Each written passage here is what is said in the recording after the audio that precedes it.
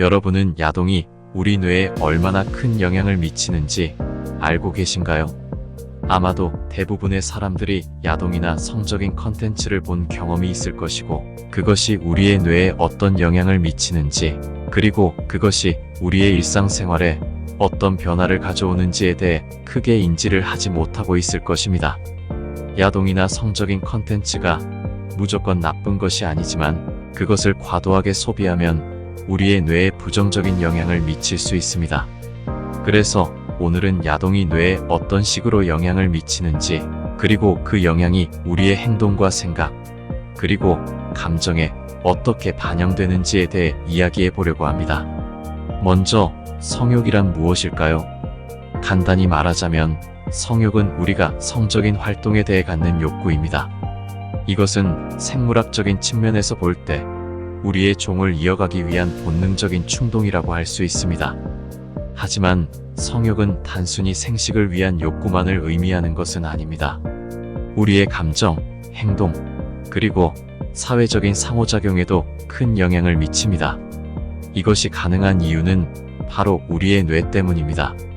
성욕은 우리 뇌의 여러 부분을 자극합니다.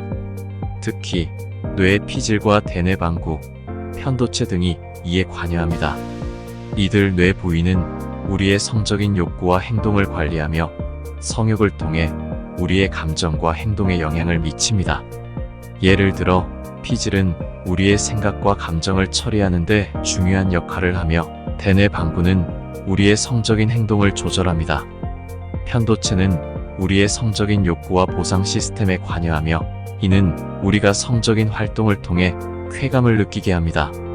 이렇게 성욕은 우리의 뇌와 깊은 연관이 있으며 우리의 일상생활과 감정 상태에 큰 영향을 미칩니다.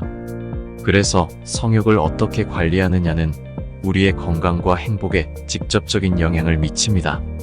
이러한 성욕을 해소시키기 위해 우리는 야동을 보게 됩니다. 야동을 보는 것은 우리 뇌에서 특정한 반응을 일으키며 다양한 화학물질을 분비합니다. 특히 도파민이라는 물질이 중요한 역할을 합니다. 도파민은 보상 물질로 알려져 있으며 우리가 즐거움을 느낄 때 분비되는 화학물질입니다. 야동을 보면서 성적인 흥분을 느낄 때 우리 뇌는 도파민을 분비합니다. 이로 인해 우리는 일시적인 쾌감을 느끼게 되며, 이것이 우리가 야동을 계속 보게 되는 주요한 이유 중 하나입니다. 하지만 야동을 너무 많이 보게 되면 우리 뇌는 이런 도파민에 익숙해져 버립니다. 이를 도파민 저항성이라고 하며, 이는 우리가 동일한 쾌감을 느끼기 위해 더 강한 자극이 필요하게 되는 상태를 말합니다. 이렇게 야동을 과도하게 본 결과로 도파민 저항성이 생기면 우리는 일상생활에서 쾌감을 느끼기 어렵게 됩니다. 이는 우리의 일상생활, 관계, 그리고 성적 건강에 부정적인 영향을 미칠 수 있습니다. 그러니까 야동 자체는 나쁜 것이 아니지만, 그것이 과하게 된다면 우리의 뇌에 부정적인 영향을 미칠 수 있다는 것입니다. 야동을 과도하게 많이 보게 되면 우리 뇌는 여러 가지 방법으로 변화합니다. 첫째, 방금 전에 설명드렸듯이 야동을 과도하게 보게 되면 우리 뇌의 보상 경로가 과도하게 자극되어 뇌가 이에 익숙해지게 됩니다. 이로 인해 우리는 동일한 쾌감을 느끼기 위해 더 강한 자극이 필요하게 되며, 이는 도파민 저항성이 발생하게 됩니다. 둘째, 야동을 과도하게 보면 우리의 뇌는 실제 성적인 경험과 야동 사이의 차이를 인식하는 능력이 떨어질 수 있습니다. 이는 우리의 성적 기대치가 현실과 맞지 않게 됨으로써 실제 성적인 관계에서 만족감을 느끼기 어렵게 만듭니다. 셋째, 야동을 과도하게 보는 것은 우리의 성적 행동에도 영향을 미칩니다. 야동은 대부분 실제 성적인 관계와는 많이 다른 상황을 보여주기 때문에, 이는 우리의 성적 행동과 기대치에 왜곡을 일으킬 수 있습니다. 이처럼 야동을 과도하게 보게 된다면 뇌에 여러 가지 변화가 일어나며, 이는 우리의 일상생활, 관계, 그리고 성적 건강에 부정적인 영향을 미칠 수 있습니다.